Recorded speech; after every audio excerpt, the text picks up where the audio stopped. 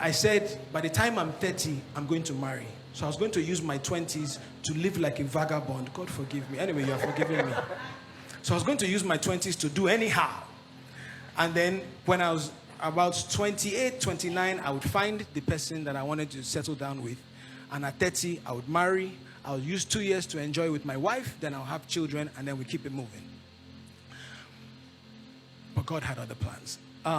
Anyway, so I realized, I was 30, I was 31, I was 32, and I was still just living really crazy, really reckless. And so I started thinking, okay, this is not the plan. I said I was going to do this by 30, and now I'm 32, 33. It's time to, to fix up. And so at the time, I found somebody that I really got along with very well. We worked well together. We'd had like a casual relationship for a while, and I said, okay, this is the person. I'm going to just make this work, And so I was taking steps, and for the first time, I actually took this person and introduced them to my family, introduced them to my parents, like, oh, this is the person I'm dating, and and so on and so forth. And I just, for a few months, I just didn't really have peace. And we spoke during this series that God confirms His word, through His wisdom, and through His peace. Now, the first thing was I just didn't have peace. And then, over the course of a few months, I had 3 dreams specifically about this situation. And God told me in no unclear terms that if I went ahead with my plan, that not only would it bring disaster on myself, even the person that I was dragging with me, it wasn't going to work out for them. And, after I had the 3rd dream, I knew very clearly what God was saying to me. So I said, okay, let me go to a spiritual leader and say, hey, this is what I think God is saying. And I went to this spiritual leader who I trust. And I said, I had these dreams and this is what God is saying. Do you know what the spiritual leader said to me? He said, actually, God told me months ago that this is not the person for you. But I know you are stubborn. So I went to God and said, please, your son, go and tell him yourself.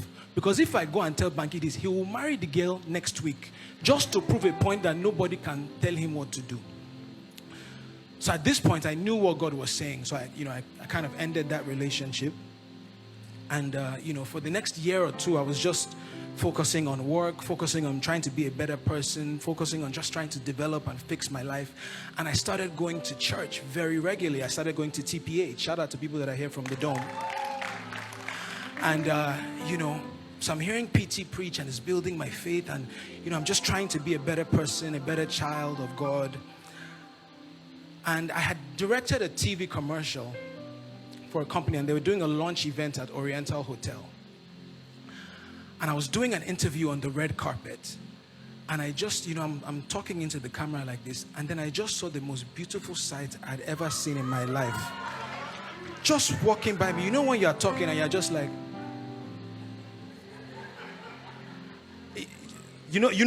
men, the men in the house, you know what I'm saying, when you see the work of God. So here's the interesting thing. In my mind, that was the first time that I had ever seen Adesua. But the truth of the matter is, I had actually crossed paths with her every year for the last 3 or 4 years, and I didn't even recognize. Sometimes you are praying for something, but God won't give you the answer because you are not ready to handle it. So I had actually crossed paths. She had even interviewed me on camera, and I didn't even nothing. But this very day, that's why you need to stay in a place of faith. Go to church, listen to the word of God. So this day I'm talking, and she come to the water brook. If you don't have anywhere to go, we'll take you here. So she walks by me, and I see her, and I said, oh wow, who is this? And then I saw the person that was working with her. And this one is giving me the eye. Am I okay? Okay. So I saw the person that was working with her, who I had known from times past, and I said, hey, Isioma, who's this? Who's this beautiful specimen? And Isioma said, oh, her name is Adesua. Told me she moved back from Jan. She's an actor. So I got her name, and as a sharp guy, I went straight to Google. First Googled her, read every interview, read all the things. Okay, who is she? What's she about? Now, I had never seen her act in a movie. I'd never seen any of her films at the time. But I could tell from my interviews just the kind of person that she was. Not only was she beautiful, she was intelligent, she was smart, she was grounded, she was balanced. I mean, look at the work of God. And so I knew that I was interested. In fact, I actually called my best friend, Tunde, and I said, hey, I found my next girlfriend. As a man of faith, you have to speak things into existence. So the next thing I did was I went to her Instagram and I just started scrolling. And I was, when you're doing the Instagram research, don't act like I'm the only one that has ever done this. So I'm scrolling, back. You can't even check the ones now after they're packaged and said, you have to go back to the beginning. So I scrolled all the way back and I saw a post where she was sitting with like 3 friends and they were sitting on the floor singing worship songs. And it was so refreshing to me to find somebody in entertainment who was proud of their faith. I'm proud of their relationship with God, that they're just sitting here singing and praising God right there on their Instagram. I said, okay, maybe we have something here. So I slid into her DM, as we do. And this morning when I was preparing, I actually scrolled back like, how many years now of DMs? Yes. And I found the DM that I sent and I said, hi. So we haven't officially been introduced, but I saw you at the launch the other day, and I've decided that I'm going to be your biggest fan. I'm Banky. Can we please be friends? Appreciate me. When you shoot your shot, you have to do it with strategy. And then Adesua said this. LOL, hi Banky, I'm Adesua. This is both sweet and funny. It has always been a dream of mine to have a superstar as my biggest fan. LOL, friends, why not? I can do friendship. Gentlemen in the audience, take wisdom from what I'm saying. He who has ears to hear. God bless you. Now, I didn't know this at the time, but she was kind of coming out of a relationship. When you're in that place where you are single, but you're in a relationship, but you are single, but you're in a relationship, and today you are broken up, tomorrow you're fighting. She was in this gray area space. And one thing, if you know Adesua, you know that she loves hard. So if Adesua loves you, you can kiss somebody, she will still love you. Like, that's just the way she is. And I found that out, and that's one of my favorite things about Adesua, is as beautiful as she is in the face, her heart is even more beautiful than that. So I deduced as we started talking that she was still kind of one leg in, one leg out, trying to figure out what was happening with this relationship. But my approach, I said, can we be friends? I didn't say that you want, just friends, friend zone. I willingly put myself in the friend zone.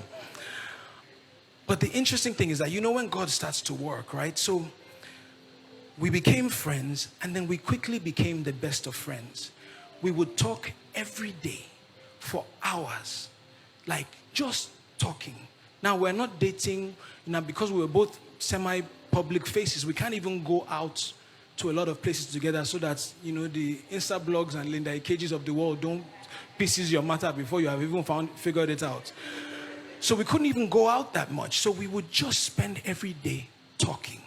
And we became close and tight and closer and tighter. And I got to know her, she got to know me. We would talk about our lives, our dreams, our families, our backgrounds. She quickly became the most important person that I needed to speak to. Like, I needed to speak to her like I needed air every day. If I didn't speak to her that day, it wasn't right. And I can actually confidently tell you that from that first day that she gave me her number in that DM till now, I've spoken to her every single day since that time. Now, this is happening. So we're becoming closer and tighter. And I'm like, how far with this old relationship? This is not, the destiny is standing in front of you. You are still saying that you are trying to turn a corner. Anyway. So I remember the first time I broached the conversation and I said, we're so close, we're so tight, why don't we just, make this thing official? And she said, I'm not quite ready and I'm still going through some things. And I said, okay, no problem. Friend zone is okay. Friend zone, no short you. I'm fine. Don't worry. We're okay. I'll be here for you. And so we continued getting this process and I actually honestly think, well, I'll come back to that. So we're becoming closer and tighter and closer and tighter, right? And then in January 2016, I needed to shoot a video for a little song called Made For You. Anybody remember that song? Okay, so the interesting thing about that song is I actually wrote the song about a minute and a half into it, and then I couldn't finish the song prior to meeting this young woman because the song, I knew the song was very deep. So I had written the chorus and a little bit of the first verse, but then I just stopped that. The rest of the words would come to me. But it was while I was now becoming closer and tighter with this lady that the rest of the words of the song just started coming. So I knew when it was time to shoot the video that it has to be with this person that inspired the song, right? So I called her manager and I booked her officially to appear in my video shoot, as in I paid booking fee, fly from Lagos to New York City, like full-on official booking that you will not say that because you are my friend, I'm trying to take advantage of you. So I flew her into New York and we shot the Made For You video. And again, as a man of faith, anybody that remembers that video knows that in that video, the couple got engaged. Yeah? So she has not even agreed to date me. I'm already speaking it through my video that we are going to get engaged. And the greatest thing about, I'm going to have a moment of flesh here. The greatest thing about being the director of your own video is that when it's the kissing scene, you're the one that will say when to cut. So they say, record, I say, to the one say, Banky, it's okay now. I said, but I shot the Made For You video with her in New York. And I planned to speak to her at the end of the video shoot, but she was so tired that I was like, let me let her rest, because she literally had just arrived, I think that morning or the night before. So I said, I'll broach this relationship conversation later. So I remember I was driving a rental car from New York back to DC, and I was speaking with her on the phone because she was waiting for her flight. And I said, that's how far now? Well, now you can see that we work well together. We're friends. You talk to me every day. That what's up? So she goes, ask me again. I should ask her again. You can't tell a romantic man like me something like that. I should ask you again. I said, oh, okay, don't worry, I'm coming. Ladies and gentlemen, her birthday is February 22nd, next Saturday, actually. So I said, and I knew that in conversations with her, I knew that she'd always wanted to go to Zanzibar, Tanzania. Is that the right way? Thank you. So I said, okay, I'm going to plan this trip, and I'm going to take her to Zanzibar, and I'm going to, ask her in the most romantic way to be my girlfriend. So I called everybody around her. I told her manager, her sisters, that please, they should not book her for anything. They should keep her free. Tega is here. I'm sure Tega knows a lot of these details. Anyway, so after arranging this romantic, elaborate trip to Tanzania, Adesua gets booked for a movie shoot with the ex-boyfriend that I'm trying to steal her from. I'm telling you the truth. I'm not lying to you. So, this is time to fast and pray. You understand? So, so she's on set, and I just realized that on a day-to-day basis, something is not right in the atmosphere. Something is wrong. But I'm like, I just need to hold on till we get to Tanzania. Just hold on till we get to Tanzania. No problem. We'll get there. Finally, when a few days to the trip, I now tell her that, hey, for your birthday, I want to take you to Zanzibar. And you should have seen the sheer panic that took over her face.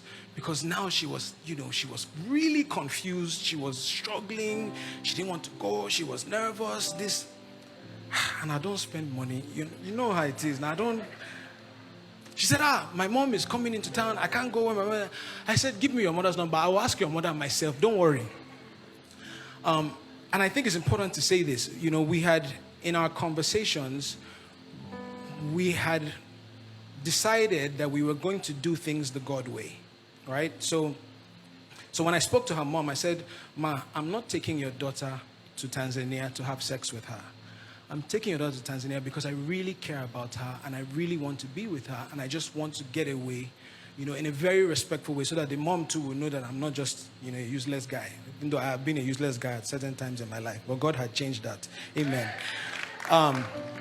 So her mom said, hey, well, what if she's not ready for this relationship? What if she's not there yet? Because her mom obviously had been speaking to her. And I said, in life, I can live with trying and failing, but I can't live with not trying. And as a man, all you can do is see a goal, set a goal, and just try to reach it. And if you don't reach it, no problem. You take it on the chin and keep it moving. But at least you know that you gave it everything that you had. And I think her mom just respected the African man in me. So she said, no problem. So she said, no problem, you guys can go. So I called her. I said, we're going to Tanzania. She said, okay. So now we get to Tanzania. The first day was a little rough with travel arrangements. You know how it is. So the second day was a bit better. We're in this nice villa that's overlooking the ocean. I had planned this breakfast on the sea with a small cabana and all of these things. Come on, as a bad man. So as a good man, you know what bad man means. Bad man in a good way. You know, come on guys. So we're sitting there and I had my little speech. I'm nervous and I said, you know, Susu, you know how I feel about you, and I just, you know, I feel like it's time for us to make this thing official. We've been talking now for, it was like 6-9 months or something.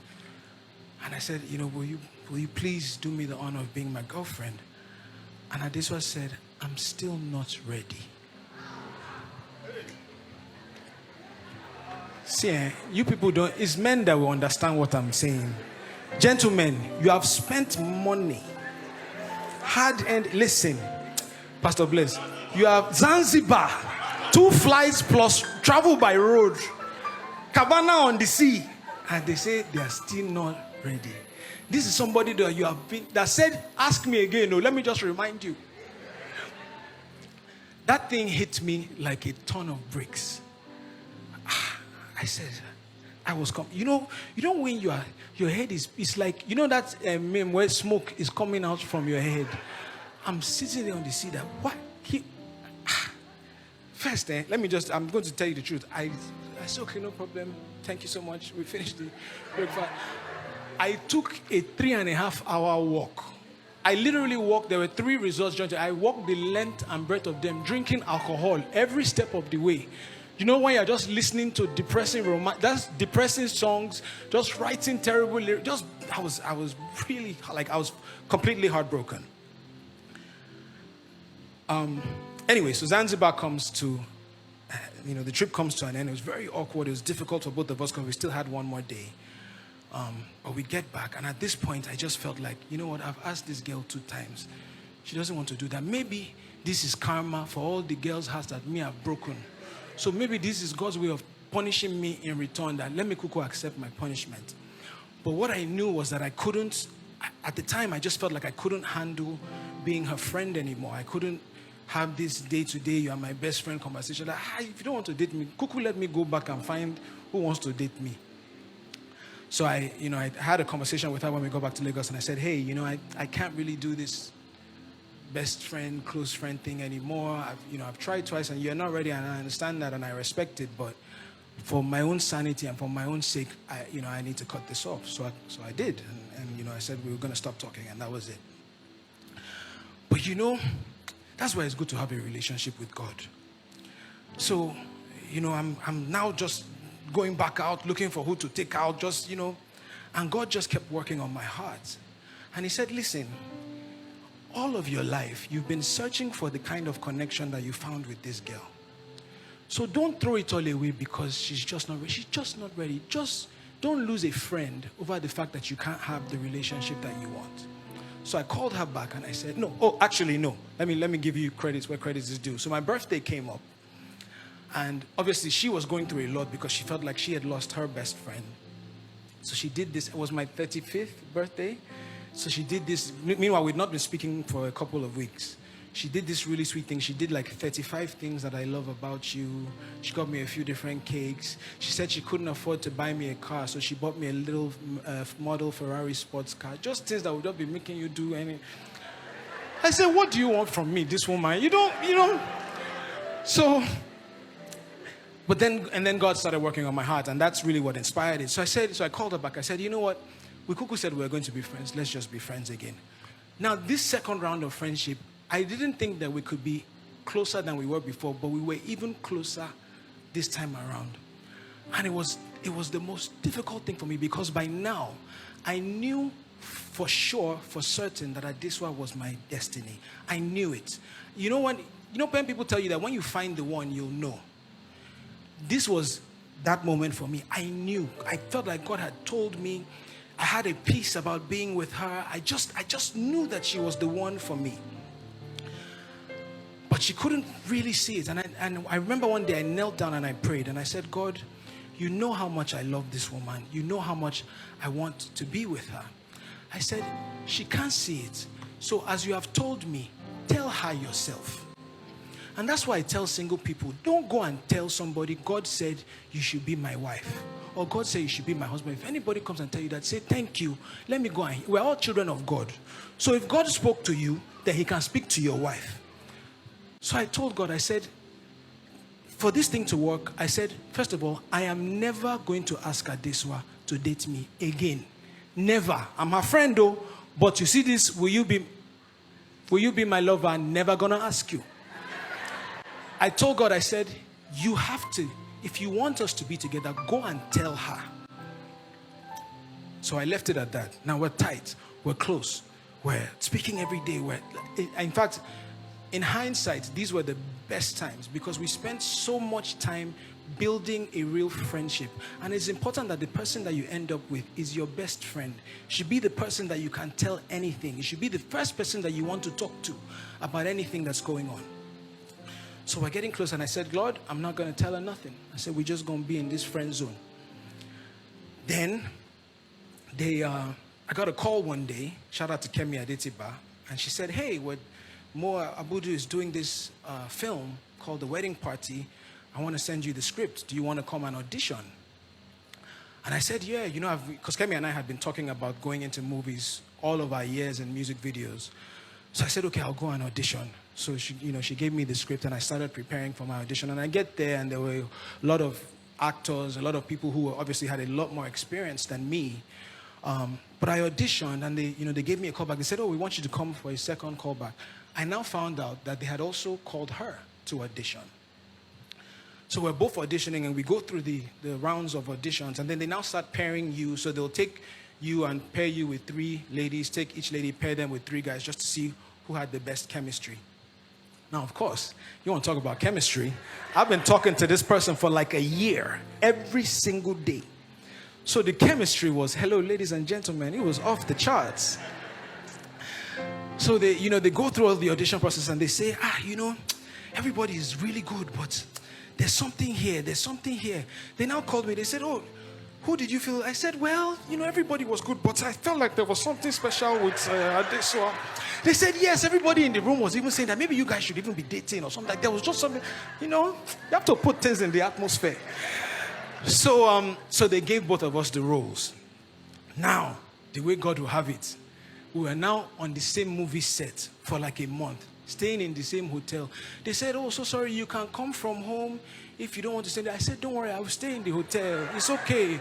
They said, oh, you can bring your tie. I said, you are not understanding me. I'm okay. Leave me in the hotel. So while on the set of Wedding Party, we got even closer. The bond was even stronger. But remember, I had told God that I'm not going to ask again. And so I just remained there. And then shortly, maybe a couple months after we wrapped, one day, as is customary by now, we talk every day for hours. And one day, we're on the phone and she says, Banky, you're my husband, right? I said, sweetheart, I've known this for the longest time. I've just been waiting for you to catch up. I think that deserves another round of applause. That's the moment. That's the moment. So we said, okay, now pay attention to this. So we said, okay, fine. We now both know that we feel like we're each other's destinies. But remember what I said before. Sometimes we try to trust in our plans over God's purpose. And we'd both been through so many bad relationships and bad situations before that we said, when we're dating, single people, sometimes you see somebody, you like them, you start dating, then you now ask later that, God, is this the right person for me? Sometimes we even go as far as getting married before we start seeking God's face in our relationship. But God is interested even in your relationship. So we said, we've done this the wrong way for so long. Let's try and do it a different way now. So we said, instead of we both know we want to date, but instead of going into that immediately, let's seek God's face first. So we started praying about our relationship. So I would pray with her, I would pray by myself, she would pray by herself, she would pray with her mom and her pastor, I would pray with my mom and my pastor. We were just praying that God should confirm. And by God's grace, that confirmation came. Come on, give me a hallelujah. And then we decided that yes, we were going to go into this relationship thing. Now, the interesting thing is, by now we had spent so much time building such an incredible bond and such a strong friendship that it was like it was a blessing in disguise that she had told me no those few times. Because number one, it taught me humility. Because if I had just gotten it just like that, maybe I wouldn't have appreciated it. Do you understand?